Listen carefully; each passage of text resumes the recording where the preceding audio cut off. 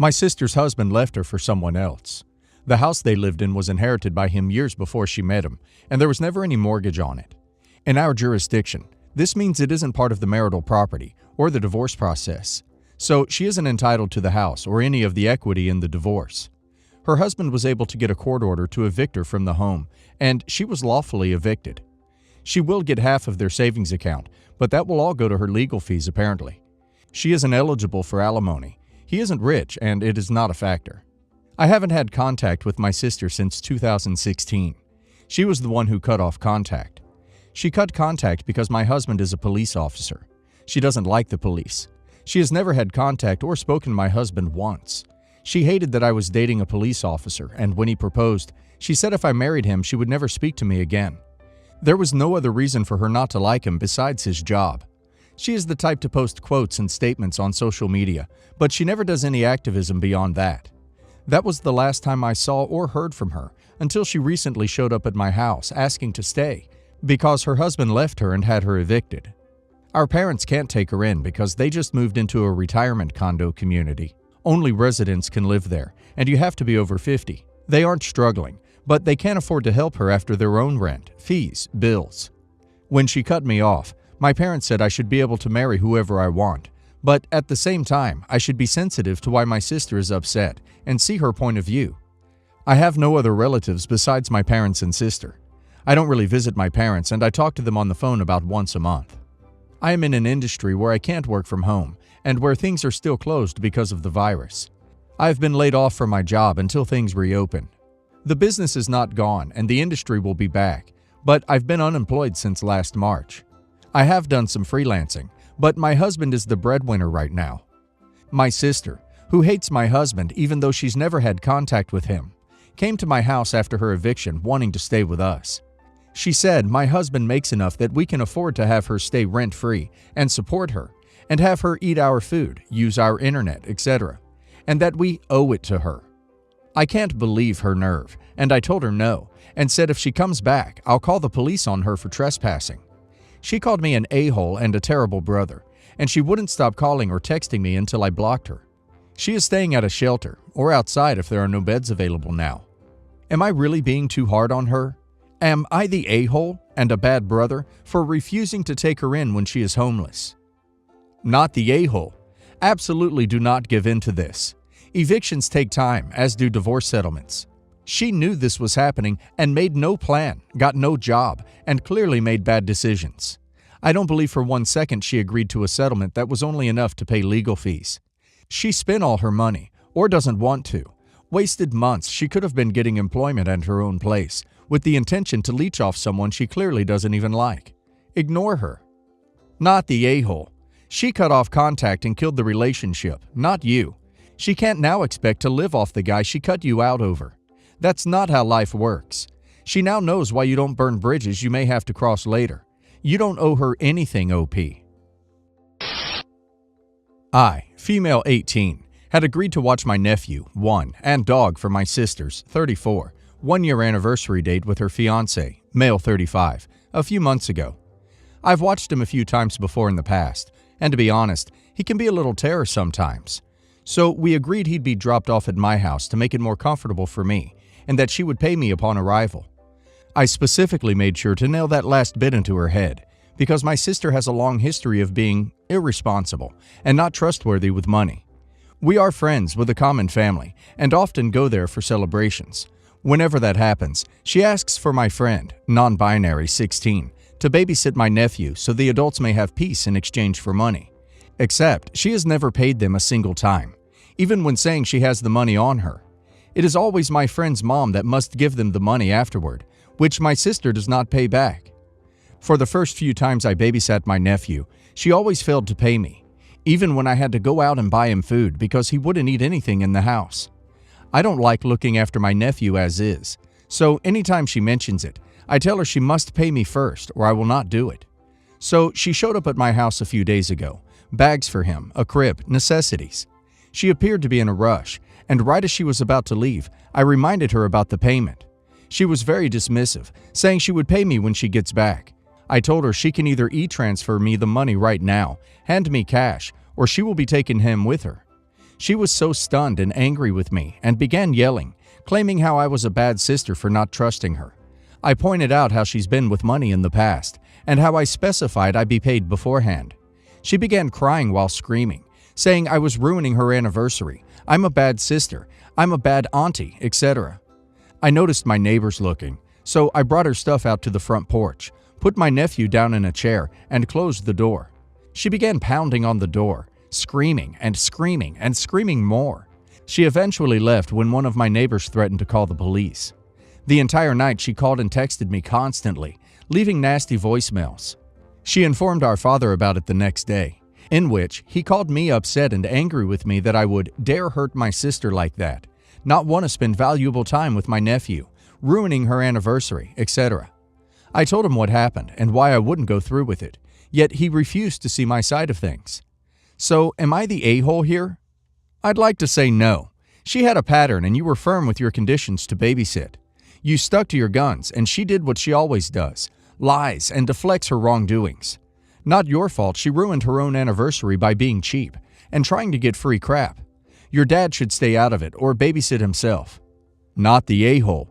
You set your conditions beforehand and she wanted to take advantage of you because you are family and family helps family, etc. It's a general understanding amongst most people with children that if you can't pay for a babysitter, you don't go out. If you didn't say no now, then this would have continued until the kid is old enough to watch himself. If dad is so upset by this, then he can spend more valuable time with his grandchildren.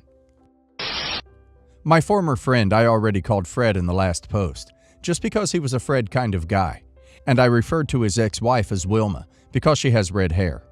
Fred was a big guy who worked construction. He is a house builder by trade and could do everything from basic wiring to laying concrete or driving an excavator. Hence, why I got the idea to call him Fred. As many read from my own interactions with her, Fred's mother was an absolute nightmare to be around. And from the things Wilma would vent to me about, her mother-in-law, or MIL for short, also had what I've heard some people call baby rabies. She was pushing for grandchildren all the time, even though Fred and Wilma both mutually agreed it was too soon for them both. Fred was generally a doormat for his mother for nearly everything else, and would often try to please her no matter what, which put a lot of pressure on his marriage to Wilma as to where his priorities were. Despite the both of them being strict with birth control, Wilma got pregnant anyway, and she once told me she heavily suspected her mother-in-law sabotaged her birth control measures because they caught her snooping in their bedroom a few times. I won't go into further detail on that since I'm not sure what things I'm allowed to say here or not. But nothing was ever proven that her mother-in-law sabotaged anything. But Wilma said she's about 98% certain it was her, and the evidence has just been unknowingly thrown out before anything could be found. Fred and Wilma were nothing if not consistent in the bedroom, and got complaints a few times from neighbors saying they were too loud. It was found out later that Fred's mother was also eavesdropping from outside the apartment a few times during their bedroom shenanigans. That's something I found quite disturbing. Then Wilma went to the doctor after feeling weird for a week, and came back crying to Fred and saying she was pregnant, and she didn't know how. They both freaked out, but decided to keep the baby. When Wilma was around 7 or 8 months pregnant, the crazy mother-in-law suddenly dropped a total bombshell on her. She actually said that she expected Wilma to sign over custody of her baby to her when it was born. She tried to call it a family tradition, but even Fred admitted there was no such thing in his family. However, his mother stood by that lie and kept pushing it, even acting like a petulant child when Wilma would not agree.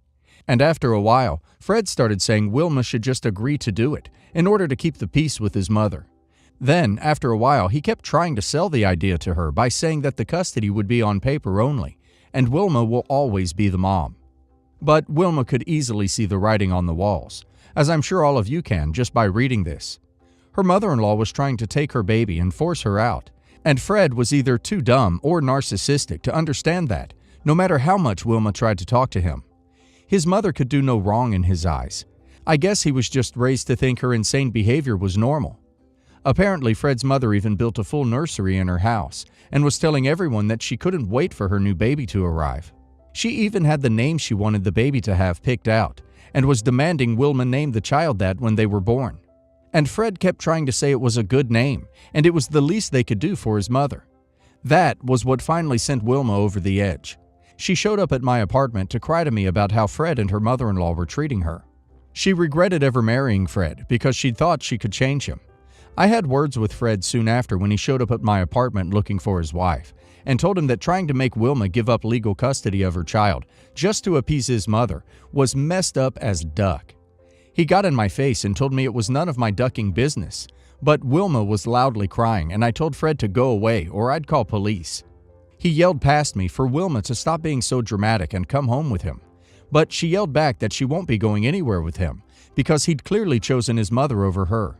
Fred forced his way into my apartment, and I started to call police before he could escalate things any further, and he turned tail to run off before I even really finished dialing. He's been arrested before, and he's scared of cops. Wilma spent a few days staying with me, then departed for places unknown and saying she'd be going to a divorce lawyer as soon as she could. When Fred and his mother got served the papers, they lost their minds. Fred's mother came pounding on my door looking for Wilma. I told her Wilma was no longer staying with me, but her mother-in-law didn't believe me and screamed that I couldn't keep her from her new baby. I told her she only has one baby, and that's her big fat mama's boy of a son, Fred. Wilma's mother-in-law demanded I let her in because she just knows Wilma was there, and even stated that her woman's intuition was never wrong. Just to be petty, I let her in and let her snoop around. She searched my entire apartment. She didn't try to break or ransack anything, just poked into every nook and cranny a pregnant person could possibly be hiding in. Even did that stupid thing of acting like she was leaving, just to suddenly rip open a closet door and find nothing. I rolled my eyes hard with that one. Wilma's car wasn't in the parking lot either. Mother-in-law had already looked for it. When she finally had enough of poking around my place, she yelled at me to tell her where Wilma and her new baby were. I mocked her and said that I thought she'd stated her woman's intuition was never wrong. She began stomping her feet and demanding to know where Wilma was, and screamed she'd be getting her new baby one way or the other. I laughed and said Wilma was not here, and even I didn't know where she was staying, which was true at the time, but I later learned she moved in with one of her cousins because she knew her parents' condo would be one of the first places Fred would look for her. Fred showed up again with his mother later the same day, and both of them firmly believed that I knew where Wilma was, and Fred's mother demanded access to my computer and phone. I told them to piss off and admonished Fred for letting his mama dictate his marriage. So it's no wonder Wilma was leaving him. Fred had a tantrum and demanded I tell him where Wilma was because I just had to know. Then, in a rare moment of petty clarity, I actually said something like, "Sorry, Mario, but your princess is in another castle," before slamming the door and locking it. Fred was so mad that he punched the outside wall of my apartment as hard as he could, and promptly broke his hand in the process. His screaming in pain scared the crap out of me, and then I heard him and his mother freaking out and scrambling to get him down the stairs. I opened the door to see them getting in his mother's car and peeling out to head for the hospital. They didn't come back, but Fred later went around saying I'd been the one to break his hand, though he couldn't keep his story straight about how I'd supposedly done so, and I already made sure everyone I know knew what really happened. So the truth spread way faster than the lie.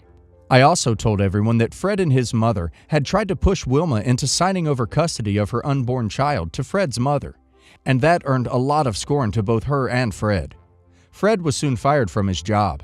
Don't know if it was related to his broken hand or that the construction company he worked for just wanted to get rid of him, but he was already on the verge of getting fired already, or so I heard. Mutual friends cut contact with Fred one by one, and he ended up having to move back in with his mother because he was jobless and couldn't make rent anymore. I guess something finally clicked with Fred because he started blaming his mother for all his marital problems and said he should never have listened to her, and the two of them were fighting almost constantly. He called me one last time and gave me a vague apology, then said he'll never bother me again, and thus far hasn't. Fred moved elsewhere to find employment and has constantly tried to get back in Wilma's good graces since then. But the damage was already done, and she still divorced him. He made the divorce amicable, once he left his mother's house at least. I've kept in loose contact with Wilma, and she's told me that while they are no longer married, she and Fred are co-parenting well, and shockingly, somehow even cohabitating in the same apartment somewhere that Fred's mother does not know about. But it's more like a situation of roommates with benefits that also happen to be parents of the same child, because Wilma has refused to be anything else with Fred as of yet, and they're only living together because it's financially easier that way for them both. She can't live with her parents as they sold their house and moved into a small condo after Wilma grew up. So she and Fred share a room with separate beds, and the other bedroom is for the kid, who I think is around 3 years old now. Wilma, to my knowledge, has not felt the need to date again, and tells me Fred keeps professing his love and saying that she would stay his one and only, and keeps hoping that she'll one day forgive him and take him back as a husband. Thus far, he hasn't gotten with any other women either. But I don't know how true that is, since Wilma just tells me that's what he keeps telling her, and I only speak to her a few times a year. Fred's mother cried her woes about how her son abandoned her, and how Wilma took her new baby away, and she came to my door a few times wanting to put the blame on me as well. Her neighbor told everyone that after a few months, she got so unhinged that she destroyed the nursery she'd set up in a massive rage fit. She still lives in that house, but to my knowledge has no friends. Not that she did before this story went down anyway. Friends of mine still see her jogging, bike riding, and dining at the local cafe, but she's essentially a pariah. Nobody wants anything to do with her, and it seems mutual as she never seems to talk to anyone unless she has to anymore. Most people these days just know her by her local nickname, BRB, aka the Bike Riding Witch, that I may have started, but I'd say it's a title she earned anyway. I really hope Wilma grows some self-esteem and kicks him to the curb. Duck Fred. There is absolutely no way he didn't know about the birth control being sabotaged.